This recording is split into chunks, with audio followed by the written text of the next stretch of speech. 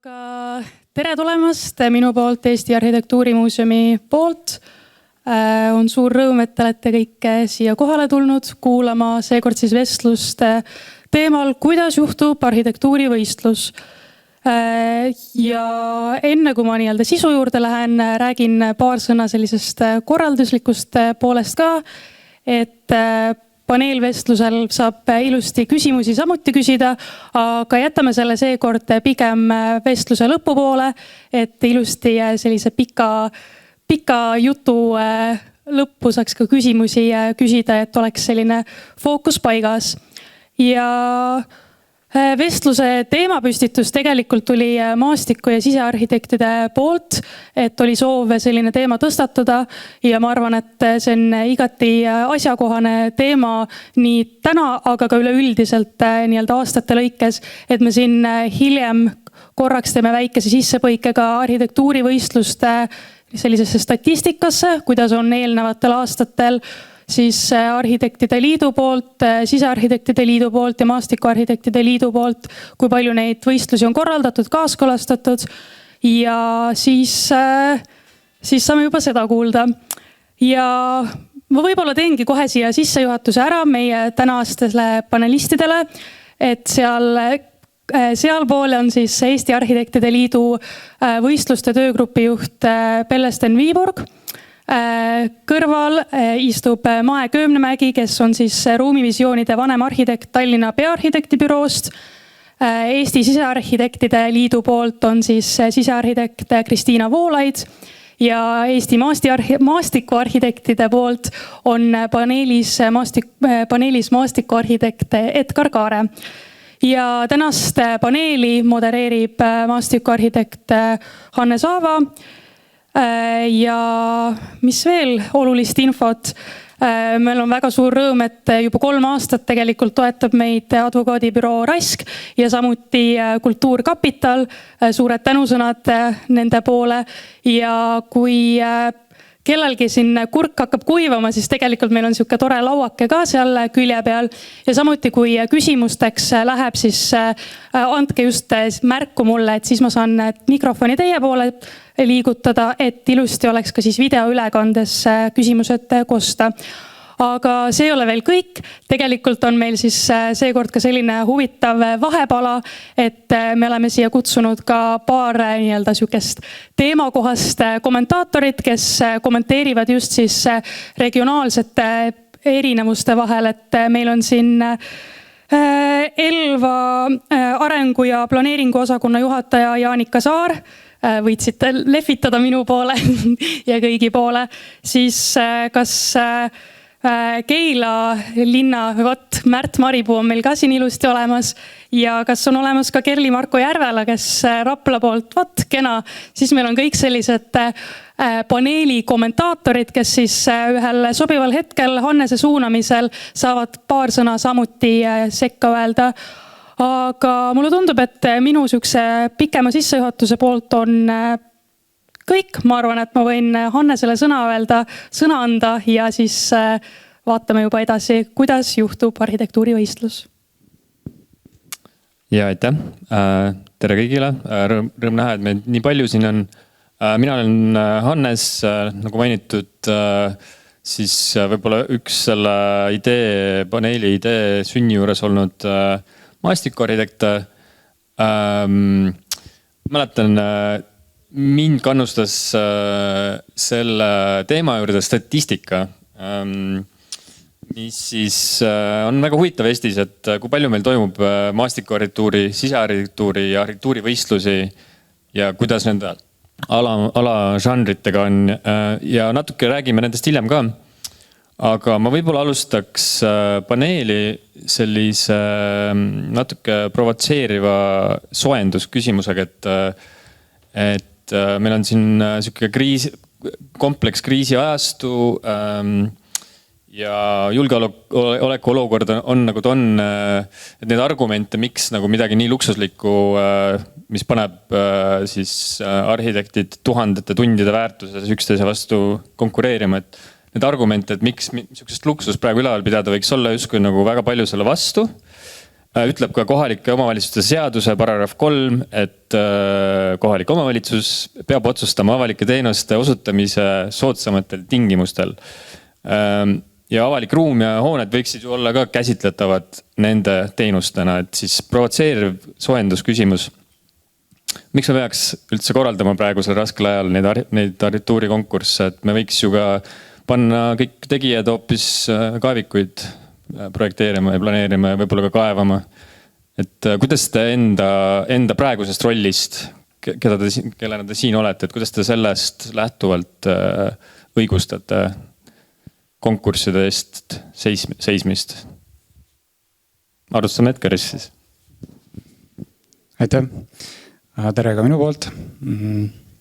Olen aktiivne konkurssidel osaleja olnud, võistlusülesandid kirjutanud, žüriis osalenud, osalenud natuke ka Saksamaal, ka seda praktikat kaasa võtnud ja näinud. Ja ma arvan, kehtib ju ikka see, et 9 korda mõõda, 1 kord ehita, et meil kipub natuke nagu vastupidi minema siin. Ja paberimäärimine võiks jätkuvalt olla, või ütleme, paitide tegemine tänapäeval on nagu jätkuvalt odavam tegevus ilmselt kui ehitustegevus, et selles mõttes sinna kavandamisse tasub ikkagi rohkem panustada. Meil tehakse ju seda ikkagi võrdlemisi vähe, et kui meil siin täna on äkki võib-olla 5% see kavandamise projekteerimise osa, vähemalt maastiku poole pealt siis kogu eelarves ehituse kõrval, siis sakslastel on see 7–20%, võiks ka küsida kohe, et aga sakslased on ju rikas rahvas, et nad võivad seda endale lubada, aga tegelikult nende vastus on vastupidine, et kui nad ehitavad, siis väga hästi läbimõeldud ja nii, et see kestab kaua ja ka ruumina toimib kaua, et see ka ruumina siis oleks funktsionaalne, igati toimiv, selles mõttes see on oluline. Ja sinu provotseeriv küsimus, et sa ütlesid ise ka tegelikult, et majanduslikult soodsaim peab saama see valik, et see tänase riigihangete seaduse tähenduses ikkagi ei tähenda siis maksumuse poolest odavaimat, vaid see ju tähendab parimat hinna ja kvaliteedi suhet, see on siis see majanduslik soodne valik. Ja eks me täna siin kõik ilmselt oleme siis selle kvaliteedi eest rohkem väljas, et selline vastus minu poolt praegu. Ja Kristiina Olaid? Mina olen seda meelt, et tegelikult inimesed on alati kriisis elanud, et võib-olla kriis ongi normaalsus. Meil on võib-olla vahepeal olnud siin sellist stabiilset head elu, kus midagi ei juhtu. Aga minu arvates kriis on normaalsus ja igasuguses olukorras tuleb nagu püüda enda ümbrust paremini mõtestada ja teostada. Ja seda on ka kogu aeg ju ajaloos tehtud, et juba Kütt-Korilase ajastul, kus oli tegelikult ju iga minut oli inimestel kriis, et ja ei teatud, mis järgmisena tuleb või ei tule. Ikka kaunistati koopaid ja ma sellega olen väga nõus, et pigem kui on raha vähe, siis seda rohkem tuleb nagu läbi mõelda just, et mida tehakse ja väga nõus sellega, et hea ruum ja hea arhitektuur nii seest kui väljast ja ümbruskond kestab kauem. Juba nii vormiliselt kui ka tegelikult ka vaimselt ja moraalselt, et ta on pika kestusajaga. Ja siin on ka üks teine asi, et minu arust peab hea ruum olema kogu ühiskonnale kättesaadav. Et see ei tohi olla ainult mingi välja valitud rikaste lõbu näiteks ja sellepärast ongi riigil ja kohalikel omavalitsustel väga suur ülesanne teha head ruumi. Hea ruum toetab nagu väga paljusid tegevusi. Selge. Ja Maja Kömnemägi Tallinna peaarhitekti büroost. Ja et mina siis tegelen nii-öelda konkursside lähteülesannetega. Meie büroo tegeleb siis, et me tegeleme ühelt poolt Linnavaraametiga koostöös siis avalike hoonete lähteülesannete koostamisega ja siis Keskkonna- ja Kommunaalametiga koostöös siis avaliku ruumi, tänavate ja muu avaliku ruumi konkursside lähteülesannete koostamisega. et ma ütleks, et konkursi üks suur eelis on see, et lähteülesanne on hästi põhjalikult läbi mõeldud. Et kui me räägime odavhangetest, siis tihti on meile olnud iseenda vastu siis kriitika, et me oleme nagu rutanud kiirelt tellima midagi, mille sisu me veel ei tea või ei mõista või kokkuleppeid veel ei ole sõlmitud. Aga arhitektuurikonkurss on formaat, mille jooksul me siis töötame põhjalikult nii ruumiprogrammid kui siis ka avaliku ruumi puhul kõik funktsioonid ja vajadused läbi. Kooskõlastame seda siis erinevate erialaliitudega ja jõuame siis kõige parema nii-öelda tellijapoolse lähteülesandeni ja siis sealt nagu boonusena me ka konkursi raames siis võistlevad ruumilised ideed, mitte siis kõige odavam hind. Tegelikult tegin väikse sükse statistikaga omalt poolt, et mis see konkursite arv on, mida me linna poolt teeme. Et meil ei ole neid väga palju laual nii-öelda, aga ma vist jätan selle järgmisteks teemadeks. Mul on ka natuke statistikat, ma varsti ka jagan seda veidi. Nii, aga Pelle Sten Eesti Hariduse Liidust, palun.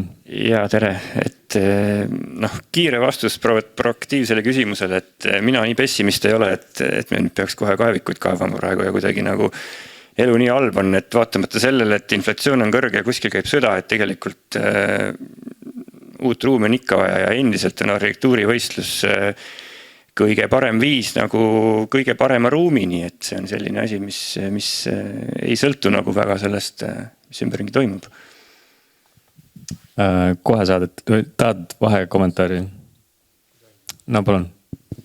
Siia juurde jah, et kui on kitsad ajad, raha vähe, siis ära ehita. Ega maastiku arhitektuuriliselt, mis meil siis nii väga häda on, et meil on tegelikult täitsa mõnus keskkond, et nii linnas kui maal, et palju jubedamaid linnu ja kanti, kus sa ei saa nagu kuiva jalaga kuskilt nagu kuhugi mindagi, et selles mõttes meil karju nii väga üldse ka äkki, et siis kitsast aega kasutadagi rohkem just paberimäärimisel. Ja ehitame siis, kui kuskilt raha saab.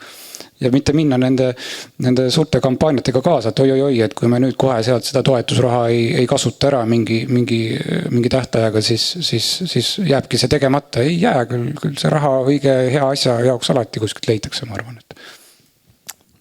Maastiku Hariduse Liidu liige kutsub üles vähem ehitama, väga huvitav. Aga kui minna statistika juurde, siis nagu joonistub välja siuke, ma arvan, et see ei tule kellelegi väga suure üllatusena, aga siin nagu mõned aastad me vaatasime viimase 8-9 aasta lõikes, kuidas on nagu Hariduse Liidu korraldatud võistlusi, on Hariduse Liidu kooskõlastatud võistlusi, on üldiselt ikkagi üle seal 12-15, mõni aasta isegi 20 kanti. Ja siis on veel lisaks arhitektuurivõistlused, mida Hariduse Liit ei kooskõlasta ega ei aita mitte kuidagi neid võistlustingimisi teha, et neid on ka nagu metsikult palju. No siin 2017 juba oli mingi 19 tükki. Samal ajal maastikuarhitektidel on 2-3 aastat, 3 võistlust aastas. Siis arhitektid veel vähem. Viimasel ajal küll on nüüd tõusu poole läinud, mis nagu on positiivne märk, aga nagu need seal ei ole korrelatsioonis see ka liikmete arvuga, et lihtsalt arhitektid saavad ju ka osaleda tegelikult ka maastikuarhitektuuri võistlustel. Et see on nagu küllaltki sellised teravad vahed. Et mingis mõttes võiks ju Pelle Sten nagu õnnitleda, et te olete nagu super tööd teinud. Et kas arhitektidel on nagu selles kuidagi väga tugev monopol, mulle tundub. Kas sul on, mis on selle edu taga sinu hinnangul ja kas sul on nagu mingid teistele liitudele mingid soovitusi äkki siin kohal kaasa anda, et mis teil sellise tugeva tulemuse on toonud? No ma ei tea, võib-olla me natuke võrdleme nagu võrreldamatuid asju, et me nüüd ei saa tegelikult eeldada, et maastikuarhitektid ja sisearhitektid hakkaks sama palju võistlusi tegema või need võistlusi oleks neile sama palju kui arhitektidele, sest lihtsalt arhitekte on juba nii palju rohkem Eestis, Aga noh, arhitektide liit on selles mõttes ju teinud juba pikka aega väga järjepidevat tööd võistluste propageerimise nimel ja ma ütleks, et nüüd viimase sellise võib-olla isegi 4-5 aasta jooksul on see tegelikult hakanud nagu väga tugevalt vilja kandma, ehk siis arhitektuurivõistlus on nagu jõudnud päriselt kohale nii omavalitsustesse kui ka eratelijale, et kui mingid ajad võib-olla ammu enne seda, kui mina liidus nende asjadega tegelesin, liit üritas tõesti igale poole nagu jalga ukse vahele saada, et seda võistlust nagu propageerida, et see on parim viis ruumini, siis täna on ikkagi nagu olukord nagu pigem sedapidi, et need võistlused tulevad nagu meie juurde või need soovid, et tahetakse võistlust teha, tulevad ikkagi nagu ise liidu uksest sisse ja kui neid numbreid vaadata, siis tõesti mingil hetkel meil läks siin see asi nagu päris pööraseks paar aastat tagasi, et seda tahet võistlust teha nagu väga palju. Täna see pigem ma ütlen, et on nagu niisugusesse normaalsusesse tagasi tõmmanud, et see siukene 15 võistlust aastasse EAL-i poolt nagu mitte korraldatavad, aga ütleme need, mis käivad nagu laua pealt läbi, et see on nagu selline nagu tavapärane ja see on olnud ilmselt juba mõnda aega. Et siin nagu, ma ei oska nagu öelda, et siin nagu mingit võluvitsa oleks, et see ongi selline pikaaegne ja järjepidev nagu teavitustöö, et kunagi 10 aastat tagasi ilmselt paljud mäletavad, sai RKS-iga seda nagu veetud, et RKS hakkaks lõpuks aru saama, et tegelikult võiks nagu neid avalikke hooneid läbi võistluse teha, et mingil ajal see nagu murdus. Täna on see täitsa normaalsus, pigem ütleks, et see meie gümnaasiumite nagu 10-aastane selline projekt on suhteliselt edulugu.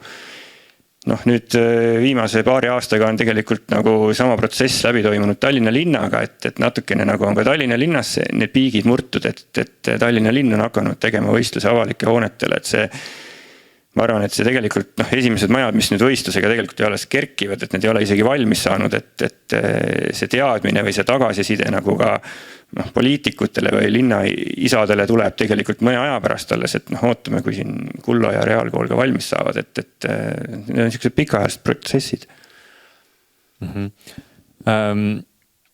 Kuna Tallinn tuli jutuks, siis ma korra muudan natuke järjekorda, et Tallinn on üldse nagu huvitav ajalugu võistluste korraldamisega, et siin on päris palju neid suurprojekte, mis on ellu viimata jäänud, mitu Raekoja võistlust vist tehtud.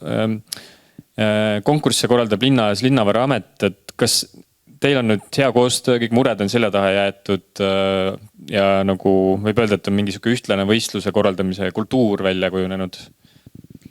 Ja väga hea küsimus, me oleme selle kallal kõvasti vaeva näinud, tööd teinud, et võib-olla natuke selle struktuurist laiemalt siis, et jah, et kõik konkursid, mis me linnas korraldame, neid ei ole tegelikult üldse palju, et ma tegin siin oma statistikat ja statistika on see, et kui EAL-i lehel on circa 20-30 konkurssi aastas viimastel 3-4-5 aastal, siis Tallinna linnaga või avaliku sektori rahade eest nii-öelda ehitatud hooneid on circa 1, 2, 3 või konkursse siis, et eelmine aasta oli näiteks 1, see aasta on tegelikult väga palju, 4 ja paar on veel tulemas.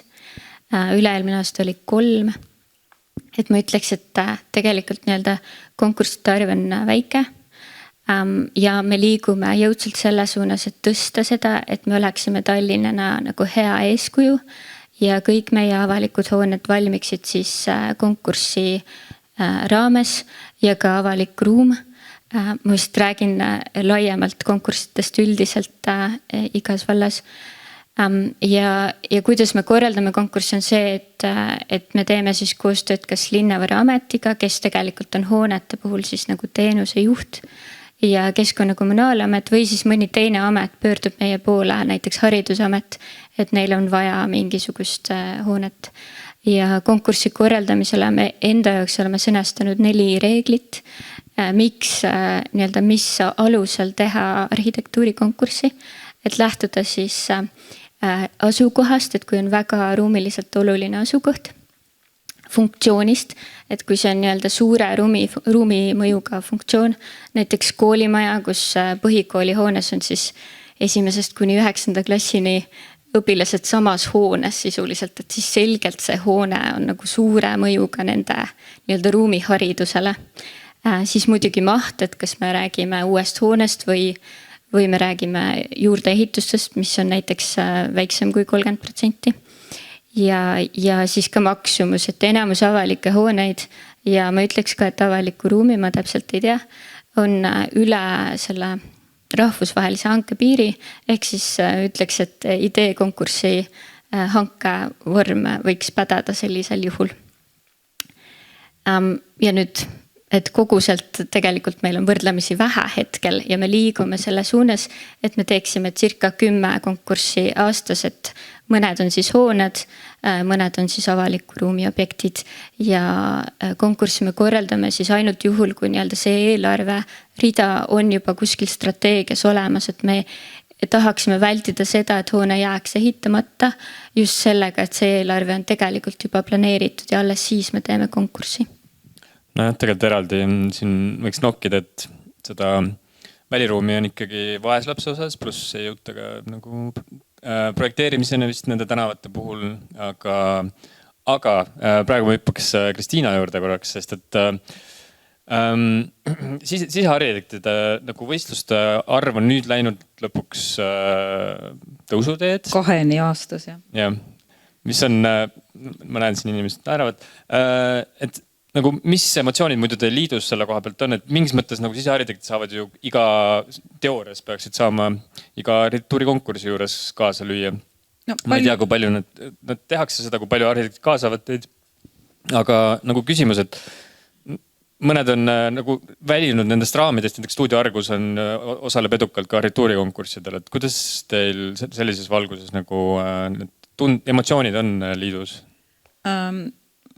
Meil on sellised emotsioonid, et me ka üritame neid ainult meie poolt teostatavat konkursside arvu nagu tõsta ja tegelikult seal tuleb käia seda sama teed, mida Arhitektide Liit on juba teinud. Suur töö, et see rong tuleb nagu käima saada, nemad on selle käima kunagi lükanud ja nüüd ta veereb. Et meie veel tegeleme selle lükkamisega. Ja mida me oleme märganud, et teinekord on need konkursid kuidagi väga pika vinnaga ka, et meiega võetakse ühendust ja siis näiteks kaotakse ära natukeseks ajaks ja siis tuleks tagasi ja siis räägitakse edasi midagi. Et ega need, kuna me tegeleme ju siis ainult ikkagi siseruumiga, et need meie tellijad või kliendid ei ole varem üldse mingisuguse ütleme, et siis remondi või ruumiloomega kokku puutunud, et nende jaoks on see kõik uus ja sellist nõustamist on hästi palju, mida see tähendab ja mida vaja on või nüüdki saatsime ühe kliendi, et kuulge, et teil on muinsuskaitsealune maja, et teil on vaja kõigepealt rääkida Muinsuskaitseametiga ja neid tingimusi, mis oli neile nagu üllatus, aga selge, et nad teevad siis selle ära. Et selliseid asju tuleb ette ja et mis see konkurss üldse on. Ja mida me veel tahame, on see, et meid kaasataks ka žüriidesse, et teinekord, kui on ikkagi siseruumi, kui Riigi Kinnisvara näiteks korraldab konkurssi, et oleks seal sisearhitektide selline lähtepunkt ka olemas, nii võistlusülesandes tegelikult juba, et me oleme neid ka kinnitanud, kui ka siis hiljem žüriis, ka Tallinna linnas tõenäoliselt võiks nii olla ja siis mis on nagu kurb olnud viimasel ajal on see, et kuidagi me oleme ikkagi õudselt väikesed, me arvame, et meid küll kõik teatakse, aga ühed nii-öelda potentsiaalsed kliendid käisid Riigi Kinnisvaras ja keegi ei saatnud neid meie juurde, et mida nad oma ruumiga pihta peavad hakkama ja kõik ehitasid õlgu, et nemad küll ei tea, kuhu nad pöörduma peavad. Aga lõpuks nad kuidagi ikkagi meie juurde sattusid. Et selles mõttes on nagu halvasti. Aga et eks me peame rohkem nähtavad olema ja ennast kuuldavaks tegema ja me oleme nüüd nagu üritanud seda teha ka, aga kuna need on kõik sellised ruumiloome on ikkagi nagu kulukas asi ja võtab aega, et küllap see võtab aega. Edgar, sina oled küll siin hiljuti, mitte hiljuti jälle edukalt osalenud, aga samas on nende väheste maastikuarhitektuuri võistluste puhul mõnikord päris huvitav on näha, mis Eestis toimuvad, et ikkagi meie nagu suurem bürood isegi tihti ei osale. Ja siis sina kommentaarides tegelikult tõid ka välja selle ajalise mastaabi, et see võib-olla puudutab ka konkursse, eriti puudutab see muidugi üldse igasuguseid tellimusi, kus on nagu ebarealistlikud ajaraamid tellija poolt antud, et sa oled väga kriitiliselt sel teemal sõna võtnud ja mingis mõttes, kui see konkursi tähtaeg on ka natuke liiga lühike, siis kas sa jälle mitte ei soosi suuri agentuuribüroosid, kellel on rohkem ressurssi lihtsalt, et osaleda edukalt võistlustel? Kuidas sina seda asja näed? Jah, võib-olla paar sõna ka veel eelmise küsimuse juurde enda poolt, et eks me oleme sarnases positsioonis ka oma liiduga ja üle oma varju ei hüppa. Ressurss on hästi piiratud, pink on lühike ja pigem siin võikski seda koostööd just edendada siis liitude vahel, et mis siin salata, meiegi oleme päris palju spikerdanud arhitektuurikonkursside juhendit ja vaadanud, kuidas asi käib ja kui teinekord ikkagi tuleb ressursist puudus, ma arvan, nagu võiksimegi ka just Arhliiduga ise kontakteerudagi rohkem ja vaadata, kas me saame siin seljad kokku panna ja jõudu jälle jagada, et kõigil on ühine eesmärk meil siin, et konkursse pigem ikkagi oleks rohkem, et selline hankeformaat või hankeliik oleks siis nagu rohkem praktikasse võetud ja seejuures on täbar lugu, kui nüüd me oleme juba mingis positsioonis, kui üks hetk on nagu lagi ees, et jääb meie poolt tegemata ja jääb üldse tegemata, kuna siis pole ka võib-olla taibanud õigel hetkel kuidagi veel selgepidi kokku viia, on ju, et aga nüüd see aja küsimus, nojah, Saksamaa näitel väga pikad tähtajad konkurssidel, et kui piltlikult öeldes homme kuulutatakse välja, siis tähtaeg võib vabalt olla 8 kuud, 12 kuud, kui tuleb see lõpuks esitada. Seal võib vahestaadiumi olla erinevaid veel, aga lõpptähtaeg kuskil päris kaugel. Nüüd tundub, et see on kuidagi ju aega raiska või miks me nii pikalt peame üldse sellist asja ootama, eks, ja siinjuures ma ei taha hästi uskuda, et see ka sõltub väga sellest büroo suurusest, et lõpuks polegi äkki nii palju vahet, kas sul on seal 1, 2, 3 inimest või 10 pluss 20 inimest, et lõpuks meil kõigil on ju tööd laual. Ja sa kunagi ei tea ju ette, et kuna nüüd mingi võistlus välja kuulutatakse, et nüüd siis 3 kuu pärast on tähtaeg, broneerime juba aja ette. Et sa isegi enne sul ei ole mõtet broneerida, kui sa pole veel võistlusülesannetki ametlikku näinud, et millega üldse tegu on, kas see sulle üldse huvi pakub ja nii edasi. Nii et sa hakkad päriselt asjale mõtlema jälle siis, kui ta välja on kuulutatud. Ja ehk siis me ei ole ju kuskil töögraafikus mingit vaba aega selleks saanud sisse bronnida kuidagi moodi, sest keegi saa ju istuda laua taga pöidlad keerutada lihtsalt, et varsti hakkan midagi tegema. Ja siis, kui sul on seal 3 kuu pärast tähtaeg suurusjärguliselt, siis nüüd hakata nagu siuksele 300-400 tunnisele tööle lihtsalt millegi muu vahelt auku sisse pressima on minu meelest keeruline ja siin ei ole väga vahet, kui suur su büroo lõpuks on, et Saksa büroode puhul seal on niikuinii suuremad nad kõik ja aga nende puhul see töötab õlitatult. Alati võib muidugi varem valmis saada, varem ära teha, aga esitad ikka tähtajaks. Et sama kehtib minu meelest ka juba projekteerimistöödega, et me peaksime juurutama seda kultuuri, kus see mõistlik ooteaeg on sisse kirjutatud ja siis hakkab alles töö pihta, siis me hakkame alles tegema. Lõpuks ikka viimased 2 kuud enne tähtaega on see, kus kõik annavad kuuma, aga ma arvan, et meil on kokku võttes rohkem osalejaid, kes on motiveeritud osalema, et nad saaks lihtsalt pikalt ette oma töögraafikutes seda paigutada, et siis tekib see hoopis teistsugune pilt, kus siis vaikselt tuleb järgmine võistlus peale oma pika tähtajaga ja järgmine ja siis hakkab büroo kultuur ka muutuma, et arhitektuuribüroosid juba on mitmeid, eks ole, kellel on pidevalt tööd sees, ma mõtlen konkursitööd, nad ongi kogu aeg sellega arvestanud juba, aga maastikuarhitektuuri poole pealt küll on pigem väga üksikud, kes teevad ja seal on nagu pidev see, et kuidas ma jälle ta vahele topin siia. Et meil oleks lihtsam, ma arvan, kui saaks tähtaegu palju pikemalt sinna ette määrata. Ja ma ei näe ka tegelikult väga suurt takistust selleks, et jah, poliitilised sõnumid, keegi tahab linti lõigata mingil kindel ajahetkel on probleem, aga hoiame siin seljad koos siis, et ärme võimalda seda.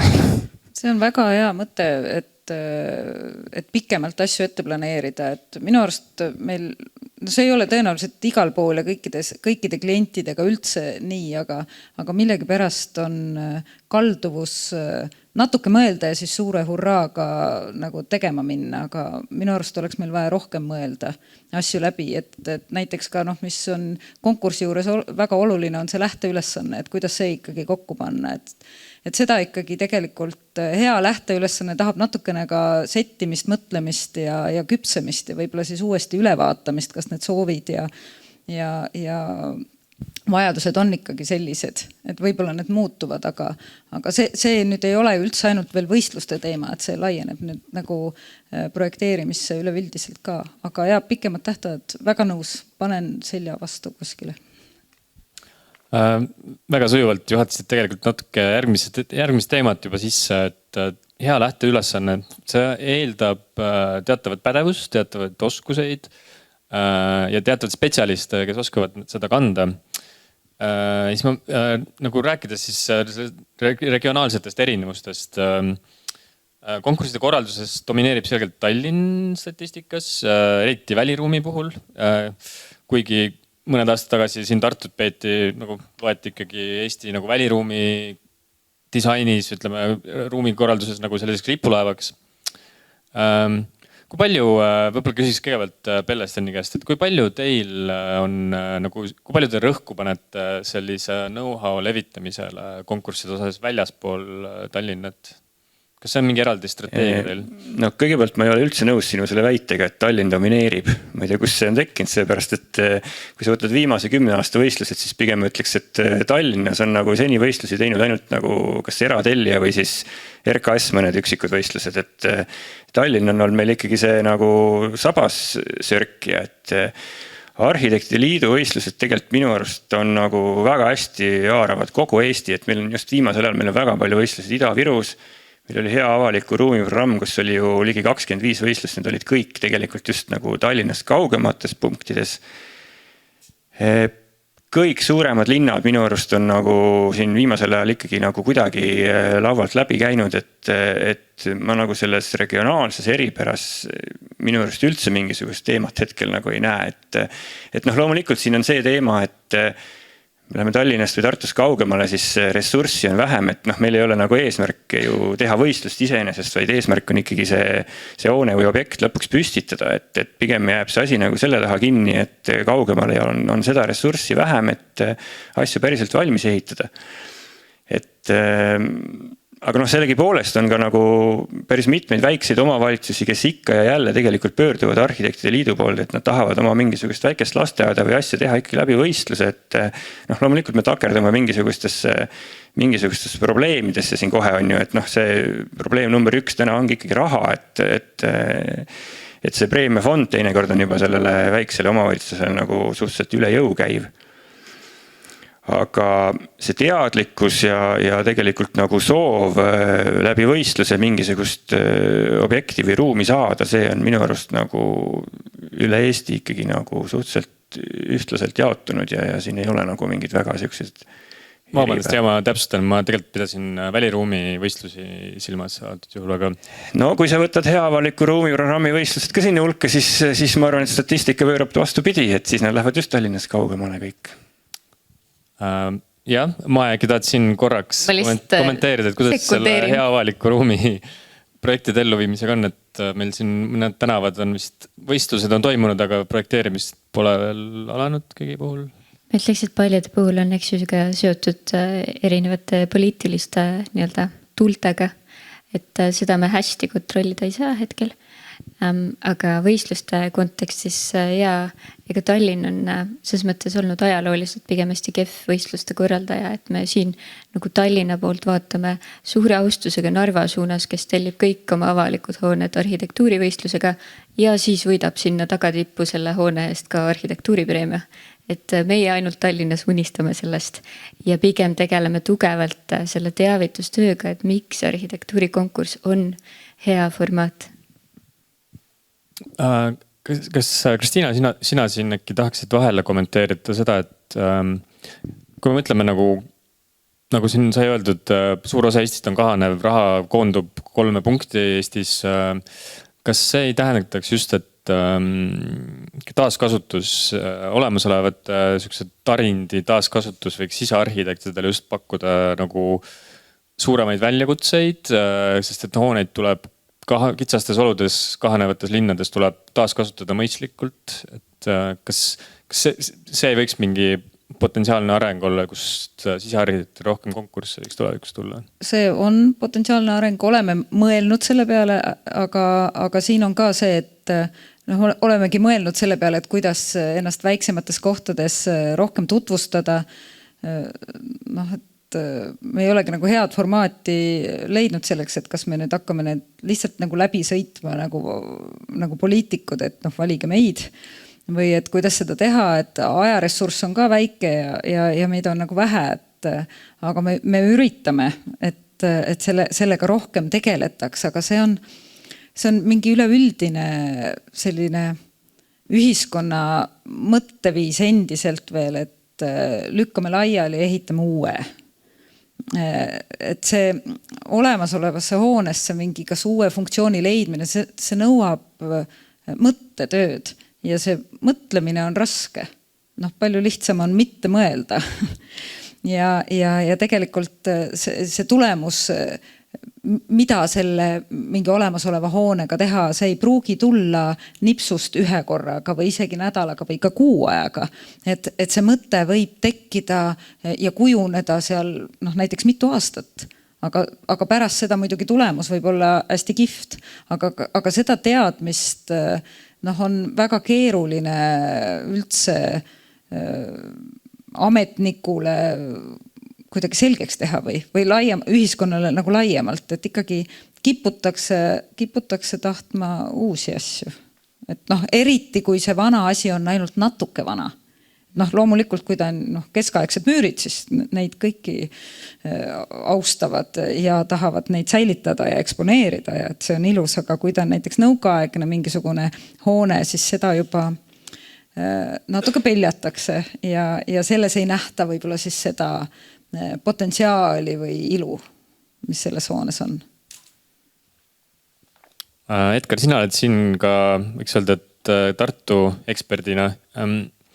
Tartus tundub, et on natuke fookus viimastel aastatel nihkunud. Ennem arutasime ka, et ei ole ellu viidud nii mõndagi pargi või skvääri või nagu projekti, mis on võistlusega hangitud. Ja nüüd tundub üldse fookus olevat rohkem liikuvusel, tänavatel. Et kas Tartus baseeruva ettevõtte juhina, maastikuarhitektina ei ole natuke kahju, et rohkem sellised pargivõistlusi Tartus teha ei saa? Muidugi on kahju, aga korraks laiemat pilti vaadates ma just lugesin veel siin värskelt Tartu linna uut üldplaneeringut, et mida see siis räägib konkursside korraldamise kohustuslikkuse kohta.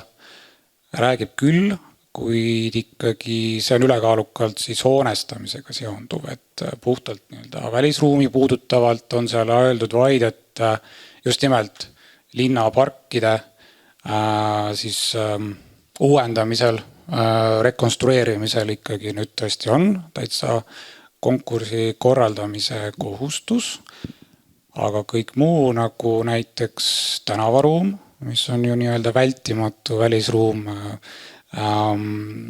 et seda võiks rohkem käsitleda ja mu mõte rändab isegi veel laiemaks siin, et mulle tundub, et omavalitsused üldse on kuidagi natuke liiga üksi veel nendes küsimustes ja kas see nüüd just on üldplaneering, mis võikski reguleerida veelgi kuidagi puust ja punasemaks selle asja ära, et just ka erinevate välisruumi tüüpide juures siis millist tegevust silmas pidades, et kas see on selline väike kohitsemine, remont või juba põhjalikum rekonstrueerimine, selle saab ju sükse tabelmaatriksiga ära määratleda.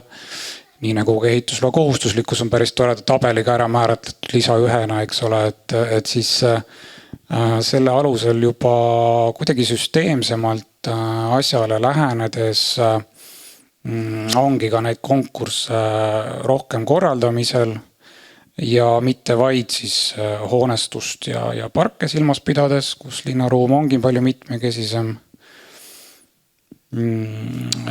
Ja teine mõte oli ka, mis läks nüüd vahepeal rändama.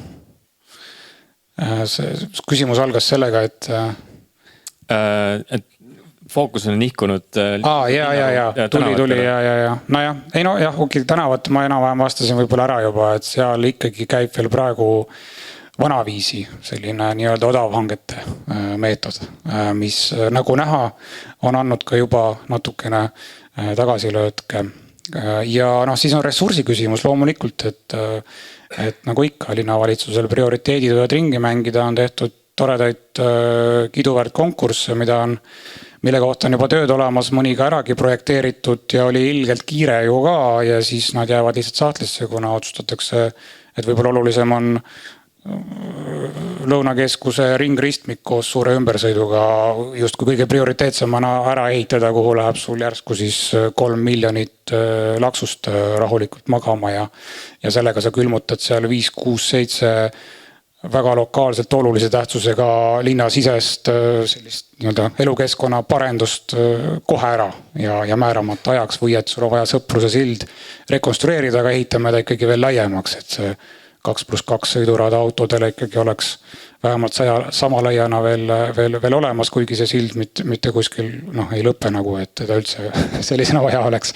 Aga jälle läheb sul, mis oli 18 miljonit lihtsalt linna raha läheb sellise asja juurde ja kõik need muud asjad, mille efekt oleks palju vahetum just nagu elukeskkonnana kohalikele elanikele seal ei tea, kuna see tuleb ja üks hetk on moraalselt juba vananenud need ja peaks hakkama otsast peale juba selle kogu muusikaga. Enne kui ma pöördun Elva poole, siis tegelikult ma tahtsin kuna sa tõid ressursi teema ilusti mängu ja Tartu puhul on ka üks nagu hüperobjekt on tegelikult siin projekteerimisel Siuru. Kas see on ju ka tegelikult oluline teema väiksematel omavalitsustel, et kuidas nagu üldse kuidas jaotada neid ressursse niimoodi mõistlikult, et sul mingi 1 gigaobjekt nagu tegelikult ei hakkaks nagu neelama kogu seda ressurssi, et isegi ma arvan, Tallinna Haiglaga puhul võib see mure tekkida mingi hetk, kuidas raha läheb ühte kohta kõik. Et kas Tartus natuke ei ole ka seda juhtunud või juhtumas lähiaastatel? No ongi juhtunud jah, et see ongi selle sama eelneva jutu kinnituseks, et kas meil on siis need küsimused kuidagi liiga palju politiseeritud ja nende 4-aastaste valimistsüklite tuultes? No mulle tundub natuke on, et aga mul ei ole lahendust siin, et kus meil on vaja sellist raske käega ülevalt alla dikteeritud linnaplaneerimist natuke rohkem tagasi tuua, nagu see kunagi oli, et võib-olla mingil määral jah. Sest täna näha, et see on ikkagi väga juhuse oleks jäetud, kus need prioriteedid on, kuskil keegi tõmbab meedias mingi teema täiesti lambist üles ja järsku see ongi kõige olulisem teema ja see pöörab kõik senised plaanid, kuhu on juba palju raha ära kulutatud kuhugi määramatusse. Et mu arust see on väga raiskav kokkuvõttes ja see on väga lai teema, et me seda ei lahenda ära praegu, aga mulle tundub, et kuskilt otsast ta on nagu natuke liialt selliste poliitiliste tõmbetuulte reguleerida ja siis saabki küsida, et miks need asjad nagu juhtuvad. No tegelikult võiks nad vähem juhtuda ja olla nagu süsteemselt ikkagi planeeritavad asjad ja otsustatavad ja elluviidavad mingi kindla ajakavaga. Ehk siis mingid teemad, mida ei peaks ikkagi avama iga kord valimistsüklitega aina uuesti. Lihtne öelda, raske teha. Meil on siin ka Elvast Jaanika Saar, kes on siis arengu- ja planeerimisosakonna juhataja. Ma korra mõtlesin selle regionaalteema valguses, et kuidas Elva on nagu ju silma paistnud ühe maastikuarituuri võistluse linna väljaku omaga, mis erinevalt paljudest teistest hea avaliku ruumi mitte ellu viidud projektidest on väga edukalt ellu viidud, on preemiaid võidetud. Siis on veel minu teada Verevi arituuri võistlus rannas. Et kuidas need projektid elavad, mis on Elva kogemus olnud ja mis on unistused? Aitäh kõigepealt võimaluse eest, et mind siia kutsusite ja tegelikult siin eelkõnelejate sõnadest jäi päris palju asju kõlama. Jäi kõlama poliitika, jäi kõlama eelarve, jäi kõlama tegelikult see tark tellija, kes siis võib-olla peaks teadma, mida ta endale tellib, aga Elva puhul on ju see, et väikesel omavalitsusel üldse üks arhitektuurivõistlus on tegelikult väga suur asi. Et see on nii suur asi koha peal, et sellesse nagu panustada ja sellesse kaasa elada, et sellesse elabki tegelikult kaasa terve maja, ehk siis terve vallamaja, kes siis võtab oma erinevad inimesed kokku ja üritab siis kõige paremat teha. Aga Elva jah, tõepoolest 2016 läks käima hea avaliku ruumi konkurss. Mina olen sellest ajast olen ka Elvas valla arhitekt. Et see on üks tore arhitektuurivõistlus, mille tulemus sai elama ja mille tulemus sai nii hea, et see tuli selline, nagu inimesed seda tahtsid. Et Elva sai sealt endale keskväljaku, mida tal tegelikult üldse ei olnudki ja lisaks sellele ka päris nunnu ja väikelinliku peatänava. Et ma arvan, see on üks väga hea näide ja elvalased siiamaani armastavad ja tunnevad selle üle uhkust ja näitavad seda keskväljakut ja kesktänavat kõikidele oma sõpradele. Ja teine võistlus tõepoolest oli Verevi järve ääres Rannamaja arhitektuurivõistlus. See võistlus oli ka väga edukas, seda võistlust aitas meil läbi viia Arhitektide Liit.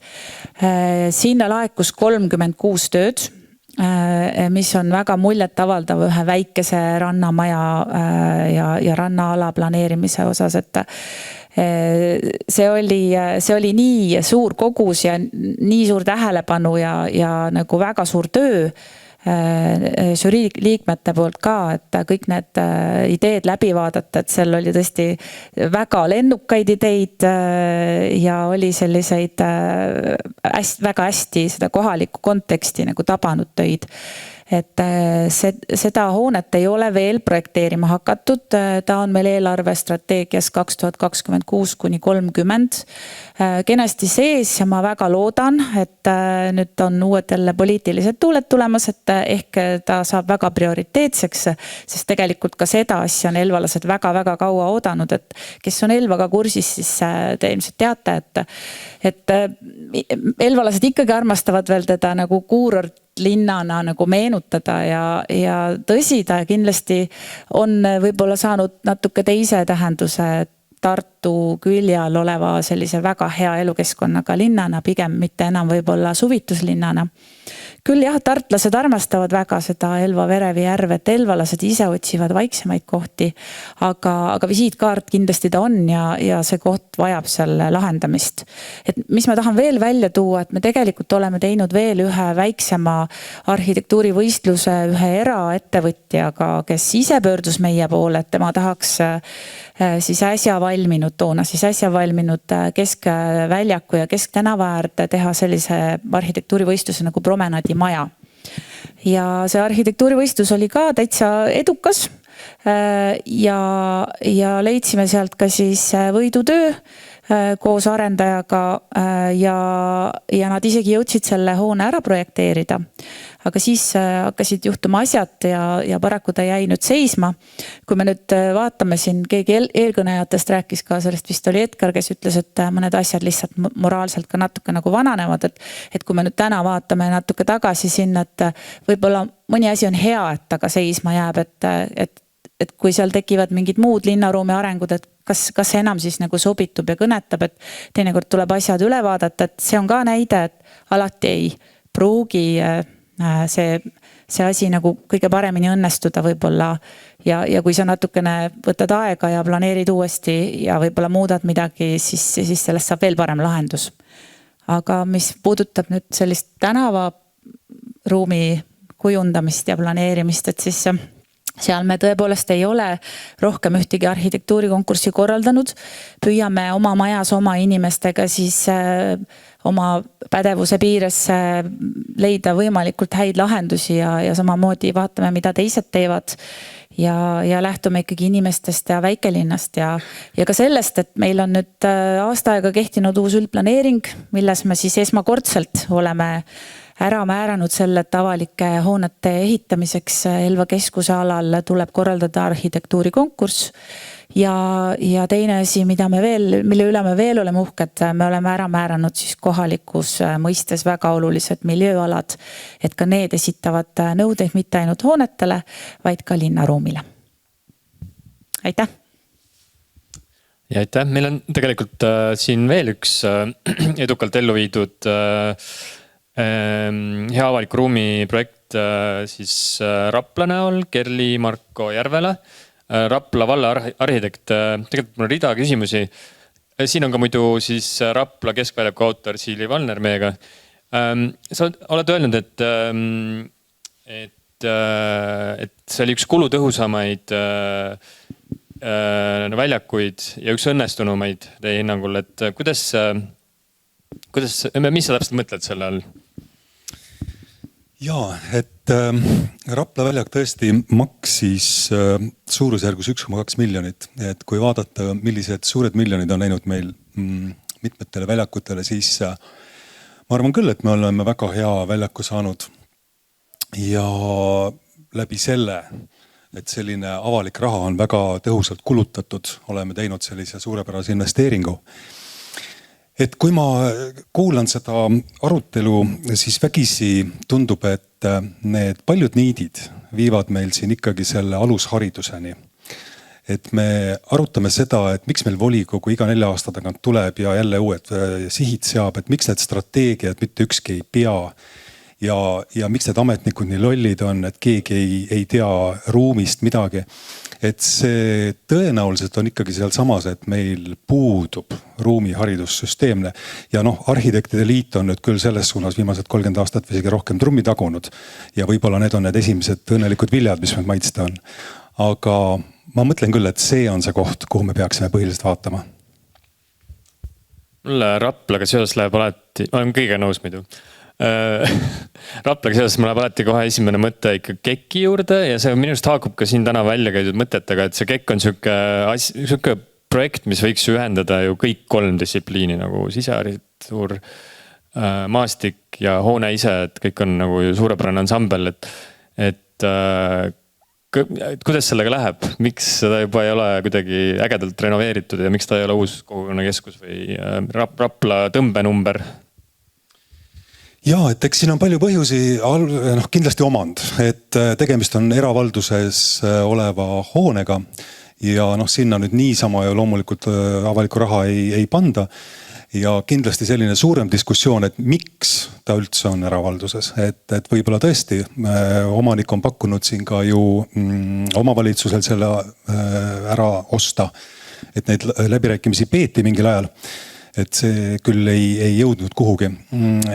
Ja hoone kindlasti vääriks sellist lähenemist, et seal ju möödunud nädalavahetusel toimus suurepärane filmifestival Kaader, et seal midagi ju aset leiab, ent selliselt alakasutatuna ei ole see muidugi suurem asi. Aga tulles nüüd võib-olla sekundeerides Elvale, meie ei ole nii tublid olnud, et me oleks üldplaneeringuga hakkama saanud veel, meil on alles koostamisel, aga mõiste arhitektuurivõistlus või linnaruumivõistlus on ka meil jõudnud üldplaneeringusse ja ma usun, et see on selline väike esimene sammukene, mille toel me võiksime ka siis hakata näiteks seda sama suurepärast KEK-hoonet lahendama tulevikus. Ja üks küsimus on tegelikult veel, mis haakub selle teemaga, et kui Tartus võib-olla ja Tallinnas on ka suurenenud tänavakonkursside korraldamine, et ma loodan, et ma kuidagi ei solva, aga nagu ma arvan, et paljude jaoks on, näiteks minu jaoks on Rapla tihti olnud nagu läbi vaateakna kogetav linn, kust ma olen nagu palju läbi sõitnud, aga ma ei ole seal väga palju tegelikult kahjuks aega veetnud. Ja samas ma nüüd ei tea, kellele see mõte kuulub, aga nagu Eesti riigiarhitekt Tõnis Harjus on muuhulgas ka siin levitanud setkest ideed, et kas ei peaks nagu järgmine see hea avaliku ruumi konkursi fookus minema hoopis nendele maanteedele, mis läbivad väikseid linnu. Et kuidas see mõte nagu Rapla kontekstis kõlab teie kõrvadele? Ja absoluutselt kõlab väga hästi, et meie oleme täpselt just see linn, kust see riigimaantee kimab läbi eelistatult 100-ga, võib-olla isegi 110-ga ja keegi seal peatust ei tee, mitte sentigi raha sinna ei jäeta ja inimesed enamasti teel siis Tallinnast kuhugi või Tallinnasse, et suur probleem see on. Aga eks see hakkab natukene pihta ikkagi küsimuse püstitusest, et Transpordiamet ju lahendab väga kõrgel tasemel meil liikuvusprobleemi. Et ei ole Transpordiametil seda probleemi, et peaks tegelema kas ruumiga, et see on nüüd omavalitsuse asi. Ja samas omavalitsusele otseselt ju keegi sentigi raha ruumiga tegelemiseks ei anna. Et loomulikult saadakse, on olemas ka mingisugused programmid, EV100 näiteks, hea avalik ruum, aga see tõesti jääb meil lahendamata.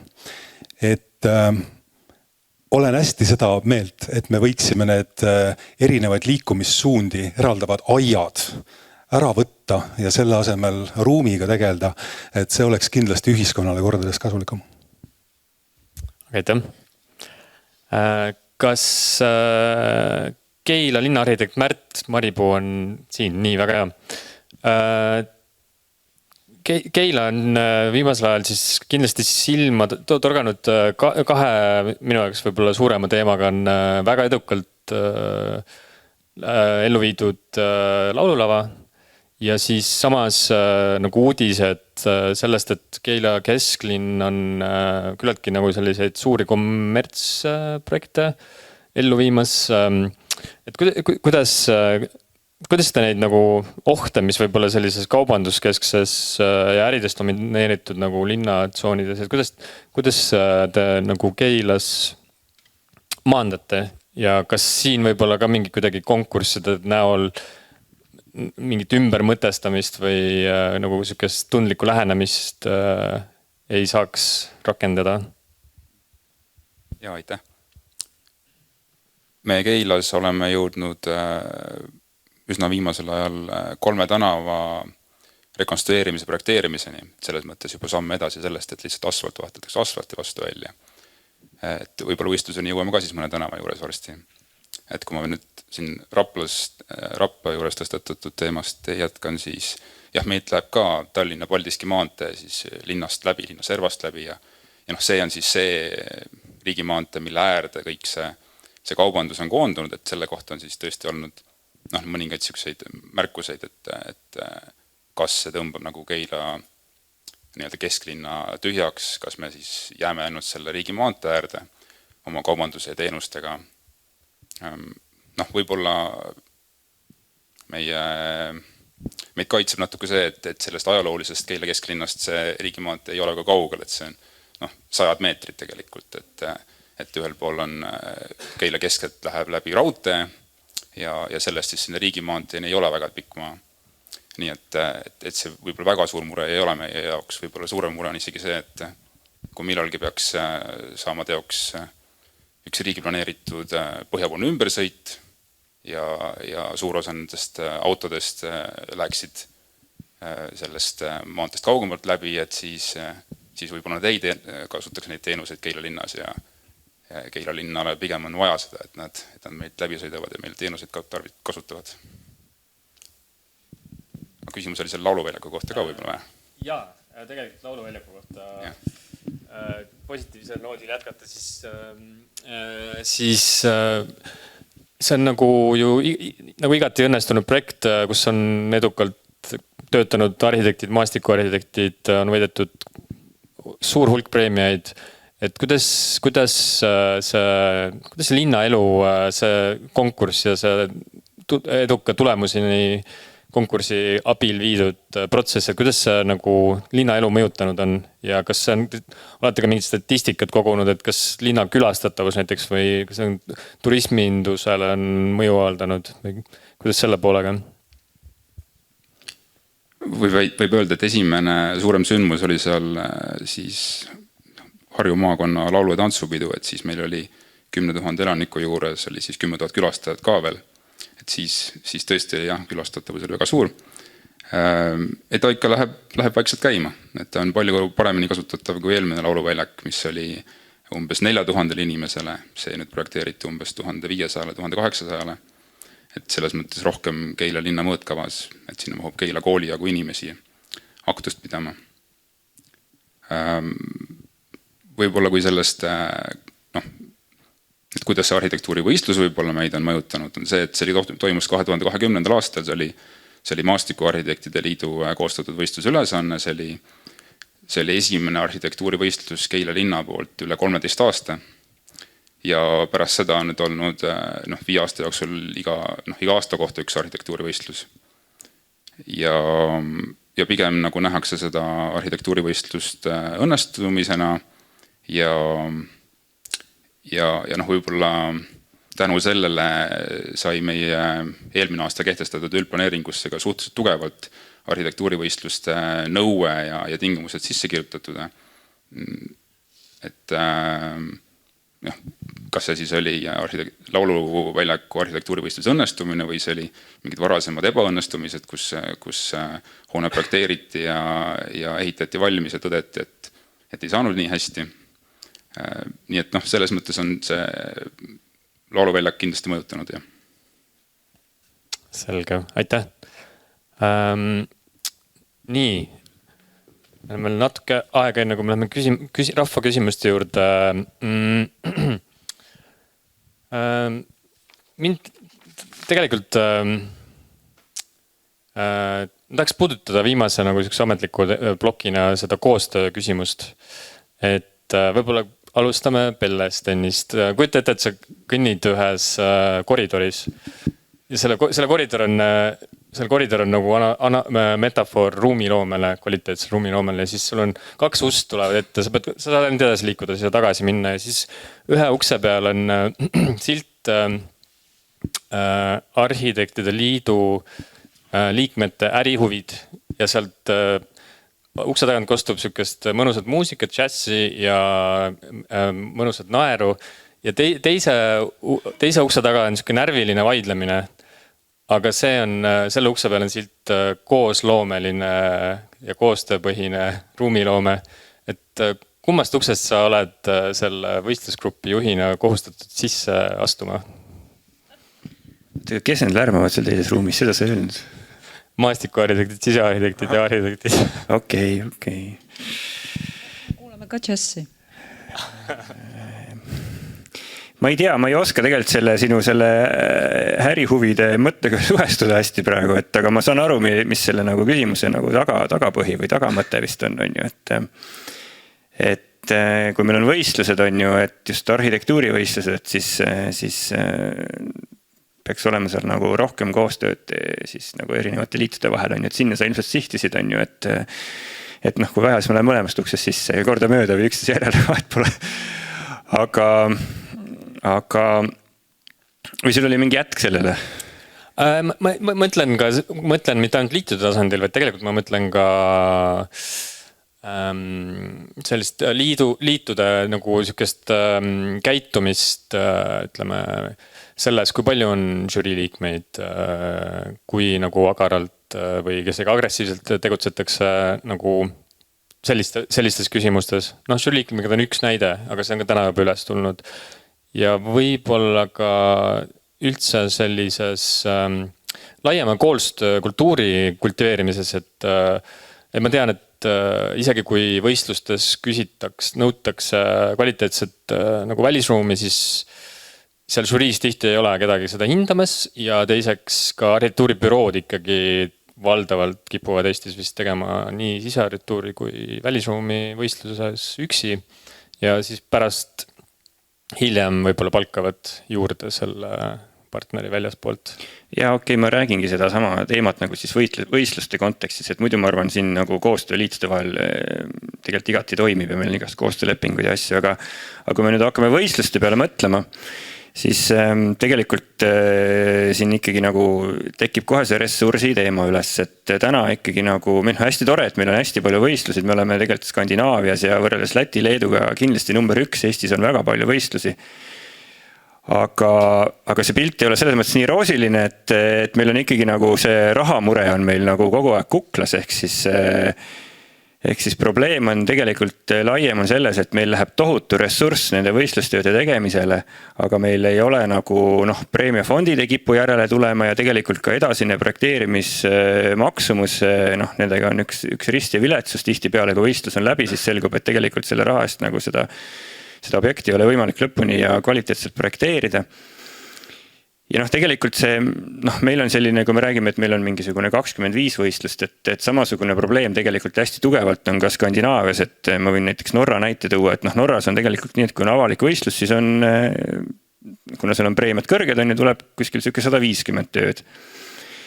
Ja kui me nüüd arvutame, nagu teeme väikse arvutuse, on ju, et mitu tundi läheb ühe võistlustöö tegemisele, paneme sinna mingi numbri otsa ja liidame need tööd kõik kokku, siis see on nagu meeletu ressurss. Ehk siis täna tegelikult meie tegeleme nagu liidus ja tegelikult ka kogu Skandinaavia tegeleb sellega, et kuidas neid võistlusi nii teha, et sinna läheks natuke väiksem ressurss, ehk siis kuidas me saaks need võistlused nagu õhemaks.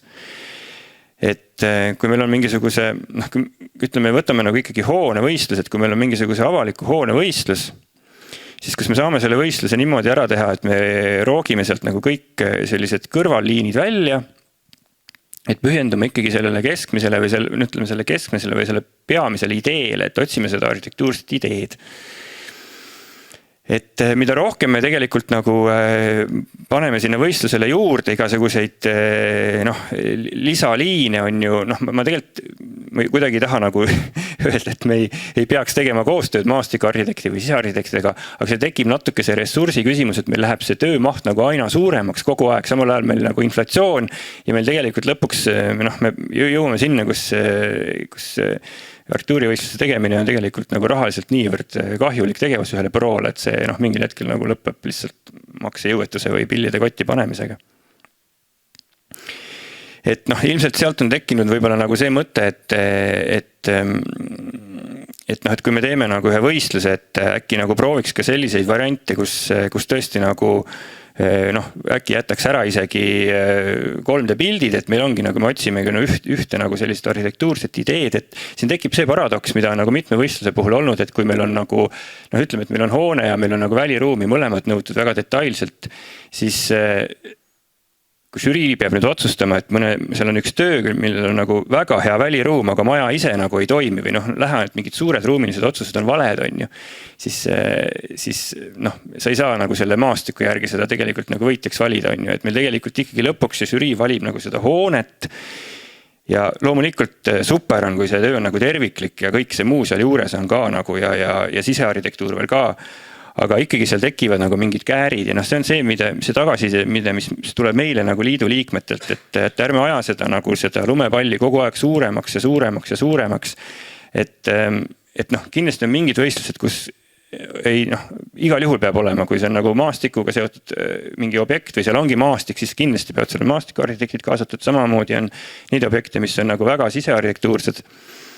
Aga kui me võtame nagu sellise klassikalise hoonevõistluse, siis hetkel on nagu see pilt, et meile tundub, et me nagu ajame seda palli nagu aina suuremaks ja see võtab aina rohkem ressurssi ära, et me tegelikult peaks nagu vastupidi töötama. Et siin võib-olla korra ma nagu räägin veel sellega kiirelt ära, et siin oli juttu sellest tähtaegade pikendamisest, et mina ei ole nagu kuulnud arhitektidelt nagu seda tagasisidet, et meil oleks nagu tähtaegade pikkusega probleem, et meil on see 2,5-3 kuud kuskil võistluse jaoks tavaliselt, pigem on häda see, et teinekord kipuvad need esitamise tähtajad sattuma nagu väga lähedale, on ju, et siis seda me üritame nagu kuidagi hoida, et meil ei, mis on tegelikult teinekord väga raske.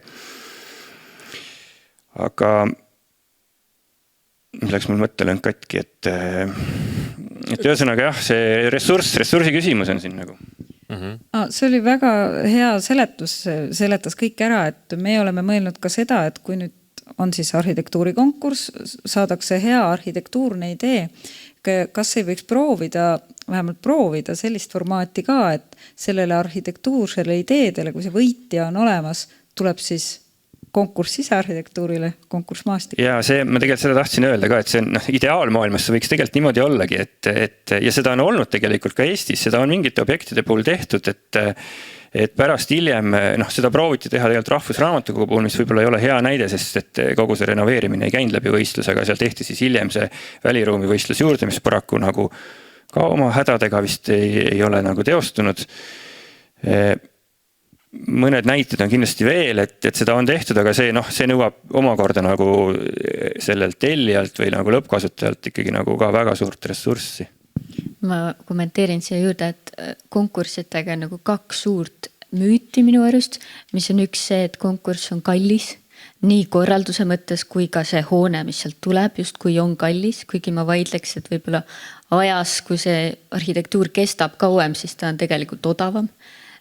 Ja teine müüt on see, et arhitektuurikonkurss on väga ajakulukas, et kui me lisame siia nüüd neid tunde ja töömahtu, siis me ainult paisutame seda ajakulukust nagu kõigi jaoks, mis tegelikult vähendab seda võimalust, et need hooned sünnivad konkursiga, ehk siis nad hakkavad sünnima mitte kvaliteedipõhiselt, vaid nii-öelda hinna ja lihtsuse ja odavuse ja kiiruse põhiselt, mis kindlasti ei ole see, mida me tahame.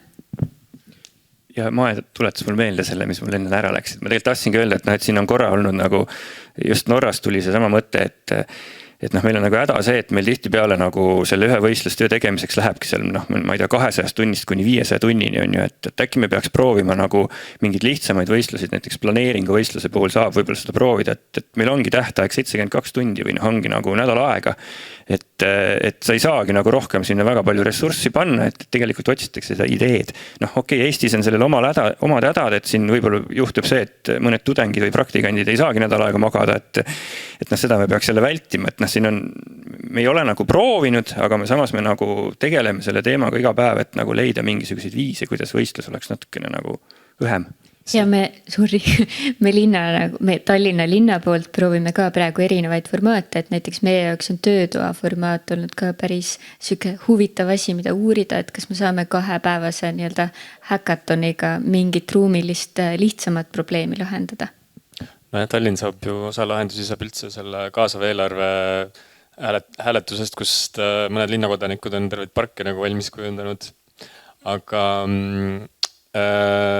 Edgar, see 72 tundi, see on nagu täiesti radikaalses teises suunas, kui see, millest sina Saksamaa puhul ennem rääkisid, et sa tahtsid vahepeal kommenteerida?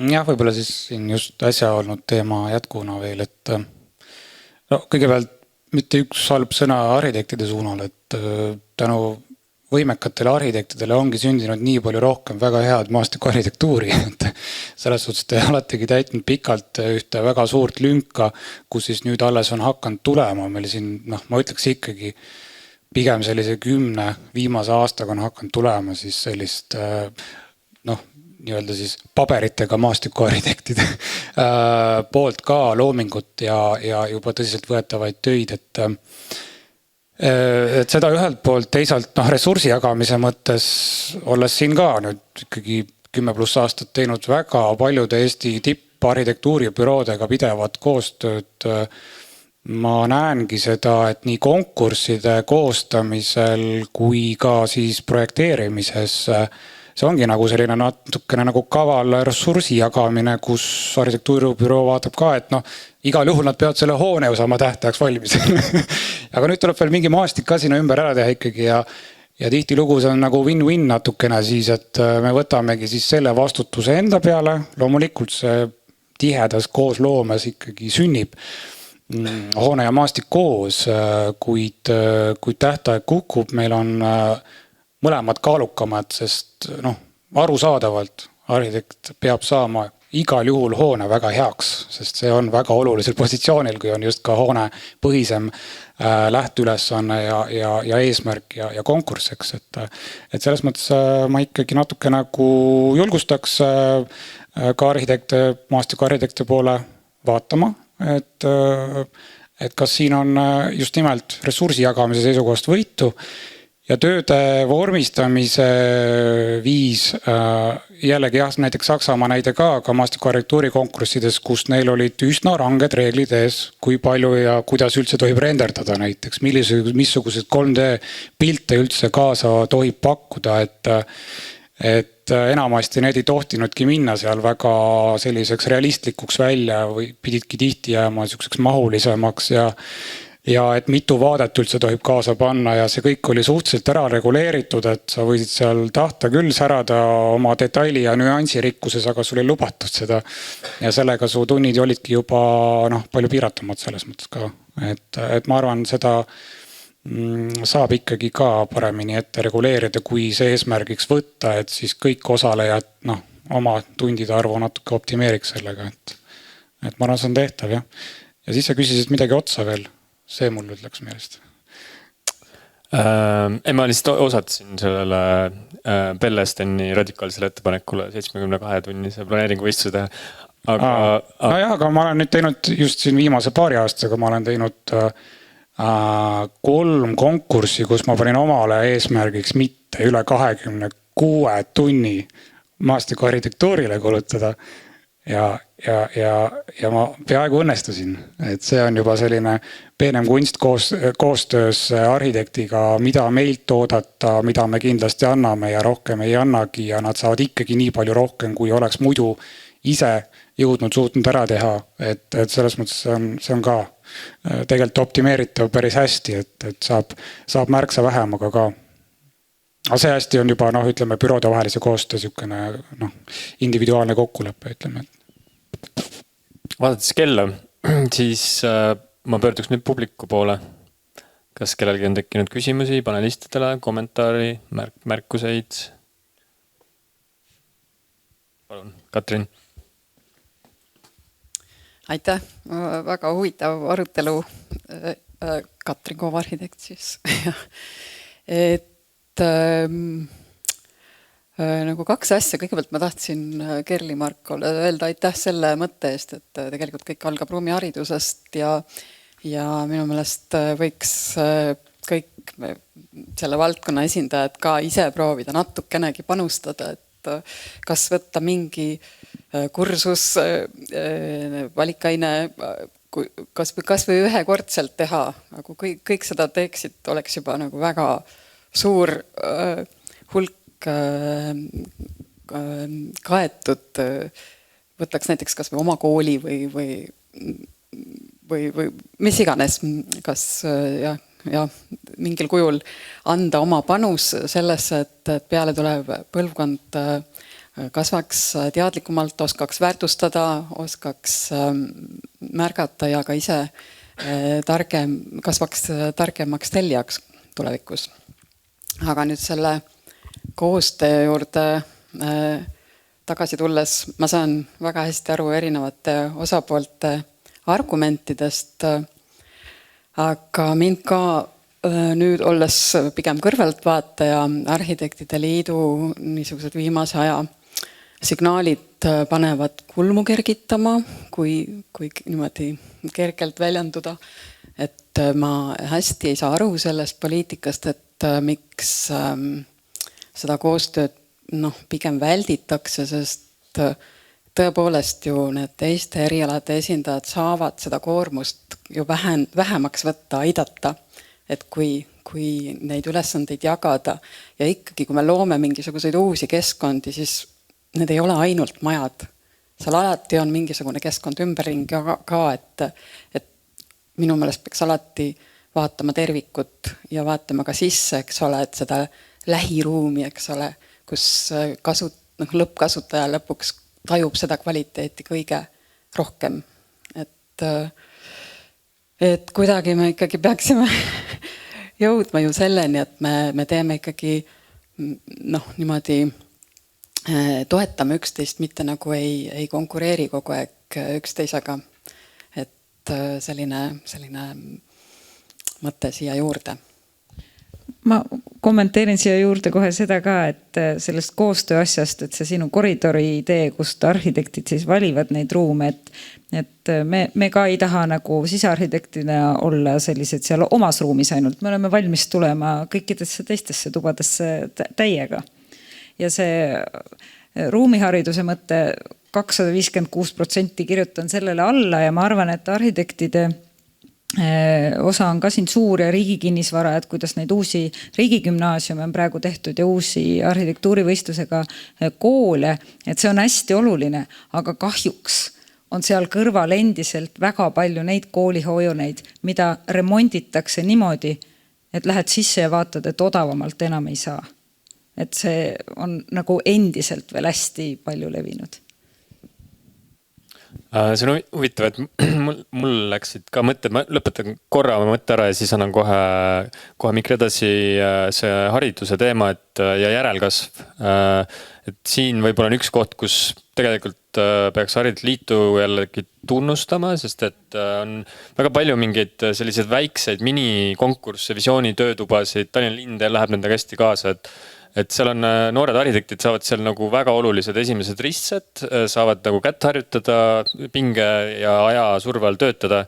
Et ma ei tea, kas sisearhitektil on midagi sellist, maastikuarhitektil ma tean, et on küllaltki vähe ja nad on ikkagi mingid koolitööd rohkem, aga niisuguseid minivõistlusi väga ei tehta. Ma korra hõikan välja, et me just eile kuulutasime välja Islandi väljaku töötoa, mis toimub ja mis on maastikuga seotud pigem, ma ütleks, et see toimub novembri lõpus ja sinna tulevad 2 arhitekti Islandilt juhendama siis töötuba ja see on nii-öelda preemiafondiga töötuba, et ikkagi üks töö võidab. Ma veits oponeeriksin Katrinile, ma olen koostöö Realist juhatuse liige, et tegelikult minust me ei istu nagu nii erinevates silodes, kui praegu üritatakse muljet, et ma töötan Kokos ja meil on tööl põhimõtteliselt 2 maastikuarhitekti ja 6 sisearhitekti ja kui me teeme võistlusi, siis me üldiselt neid ka kaasame. Mida ma pigem julgustaks on see, et on ridamisi võistlusi, kus näiteks võistlusülesanne koosneb majast ja siis on 2 hektarit väliala. Ja ma ütleks seda, et siin võiks vabalt teha 2 võistlust nagu, et tegelikult võiks teha, kui näiteks jutt käib koolist, siis võiks välialal teha täiesti vabalt eraldi võistluse, sest siin tekibki see probleem, millest Pelle rääkis, et tahaks saada kooli ja siis on tegelikult see suur väliala ja tegelikult lõpuks valitakse ikkagi see kool on ju. Ja ühe asja võib-olla klaariks veel ära, et arhitektidele on siiski, mul üks telli ütles kunagi niimoodi, et sina oled see väliarhitekt või? Ma mõtlesin, mis väliarhitekt? Ei, no on see sisearhitekt ja siis on, ja siis mõtlesin, et ma ei ole mingi väliarhitekt, ma olen arhitekt, on ju, et meil on antud selline haridus, et me tegelikult oleme võimelised tegelema ruumiga nagu erinevatel tasanditel, alustades linna planeerimisest, lõpetades mingite detailide, sõlmede, mis iganes te oskate meile nimetada, on ju. Et selles mõttes ma ei ole koostöö vastu, aga ei ole, minust seda silomaailma nagu ei peaks nii tugevalt rõhutama, et me nüüd kõik siin väldime üksteist ja ei taha koostööd teha. Lisaks on üks huvitav küsimus. Mina ei ole aru saanud, palju on Eestis maastikuarhitektuuribüroosi selles kontekstis, et kui meil oli siin Varraku võistlus, meil tuleb 27 tööd. Kas on võimalik, et kõik need 27 osalejat suudaks võtta omale kõrvale maastikuarhitektuuribüroo või see läheb sinna, et lõpuks Edgar Kaare teeb 5 tööd korraga või? Et ma arvan, et siin peab seda ka natuke vaatama ja tegelikult ma arvan, see kõige põletavam moment on ikkagi see, millest Pelle pikalt rääkis ja mida me EAL-is, me liigume palgavaesuse suunas praegu päris tugevalt, et see meie sektor ei ela majanduslikult väga hästi ja me peame kuidagi sellest nagu lahti saama, et me siin üksteist nagu surnuks ei võistle, et ja sellest ka kõik need formaadid, üks radikaalsem kui teine. Raivo Kootov. Jätkan kohe siit sellest palgavaesuse teemast, et Elvas oli Verevi võistlus, kus oli 36 tööd. 36. Ja Keilas oli lauluväljaku võistlus, mis oli eelvalikuga võistlus 4 osalejaga. Osalejate arvu vahe 9 korda. Arhitektide töötundide arv, ühel juhul suurusjärk 10 000, teisel juhul suurusjärk 1000. Ehk siis 9000 korda ütleme, et kas või 50 on 450 000 eurot, mis Elva linn sai kingituseks. Et lihtsalt remargi korras, et kas kõik avalikud võistlused on nagu peavad olema nii suurte osalejate arvuga ja nii suure ressursikuluga. Ja ma korra täiendaks võib-olla see Elva otsa lihtsalt seda, et tõesti see Elva võistlus, Verevi rannahoone võistlus oli vist üks suurema osalejate arvuga Arhliidu võistlus üldse viimasel ajal. Aga jah, see sinu võrdlus tegelikult, et seda enam nagu me tahaks panna südamele, et seda nagu meeles pidada, et seda enam oleks nagu väga oluline see objekt ikkagi ellu viia, sellepärast, et kõige nutusem variant on see, kui see 450 000 on lihtsalt nagu aia taha läinud ja seda lõpuks ei tehtagi, on ju, et see on nagu see, mida teinekord võistluse korraldajad või nagu need tellijad tegelikult ei taju, et nad mõtlevad, et arhitekt teeb seal peale tööd mingid joonised valmis ja ongi see võistlustöö valmis, et see on tegelikult meeletu ressurss täna, mis sinna pannakse. Ja palun. et ma võib-olla kommenteeriks jah seda paari sõnaga, et ma ennem ütlesin ka, et sellise väikese omavalitsuse jaoks arhitektuurivõistlust korraldada on nagu väga suur asi. Seda ei juhtu üldse mitte väga tihti ja ega me ise ka ju ei uskunud üldse, et meile nii palju neid võistlustöid tuleb, et me pigem arvasime, et väga tore on, me hoidsime ju ka silma peal ja monitoorisime, eks ju, et kui need hakkasid tulema, et palju neid siis on ja et kui neid oleks vähemasti, ütleme 8, küll oleks tore, kui saaks 8 seast valida, et tegelikult ju selle hea avaliku ruumi puhul ju nii enam-vähem oligi, et neid tuli vist alla 10. Aga jah, me ise panime küll sinna ka preemia välja ja meid aitas ka muidugi Kultuurkapital preemia väljapanemisel, et loomulikult me oleksime tahtnud kõikidele nende töötunnid nagu kuidagi kompenseerida, aga seda me ei saa kahjuks. Ja noh, see on meile õppetund kindlasti edaspidi ka Arhitektiliiduga koostööd tehes võib-olla me oskame seda siis ette ennustada, et me nii populaarsed oleme. Mulle meenub see tsitaat, et ei ole teist nii suure ego ja nii masohhistliku töökultuuriga ametid, kui on arhitekt, kes viitsib neid konkursse teha. Võib-olla peaks siis kunstnikult kraanid kinni keerama natukene, elaksid kõik tervemalt. Aga Edgar, sul oli kommentaar? Jah, selle jutu taustal mul meenus üks tore päris värske standard EVS 915, mis ametliku nimetusega oli äkki midagi sellist nagu ehitise, projekteerimise, ehitamise, riigihanke korraldamine. No midagi sellist. Ja selle koostamisel sain ka natuke kaasa lüüa ja mu arust see on nüüd üks esimesi standardeid meil, mis võikski olla iga omavalitsuse laual ja mis toobki need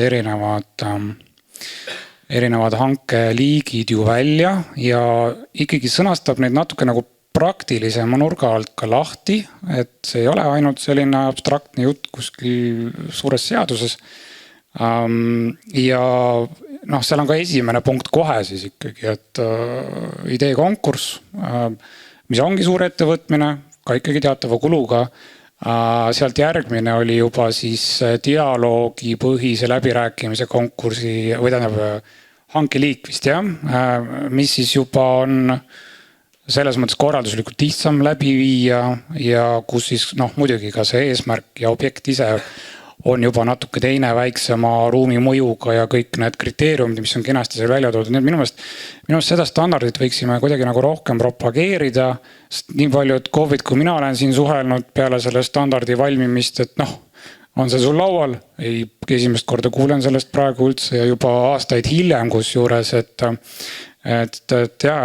võib-olla tõesti ja vaataks, mis variandid veel on peale siis selle skaalal teise otsa, kus on ikkagi siis see riigihangete portaalis välja kuulutatud hange, kes teeb madalaima maksumuse, see võlur siis võidab, et mis ei olegi kaugeltki jätkusuutlik ja mille võiks muidugi üldse ka ära jätta, et ka seal võiks võtta neid teisi tingimusi ka veel kvaliteedipõhisemalt juurde, eks.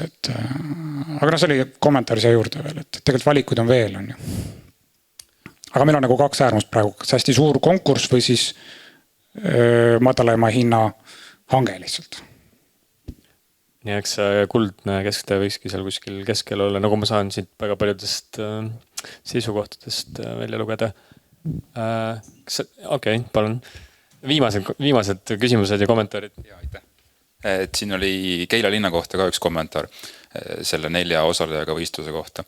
Meil oli sel aastal 4 osalejaga ühe koolimaja korpuse arhitektuurivõistlus, kus me natuke Arhitektide Liiduga ka piike ristasime, et meil oli seal mõni tähtaeg niimoodi ebarealistlikult lühike. Aga sinna tuli 4 tööd. Ma arvan, et me saime lõpuks päris hea võidutöö. Et mõnes mõttes seal pani võib-olla turg selle paika. Et ei tulnud liiga palju töid, ei kulutatud liiga palju nii-öelda tühiseid töötunde ja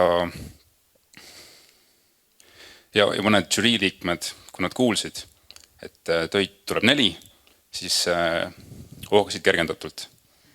Et see on ka võib-olla argument.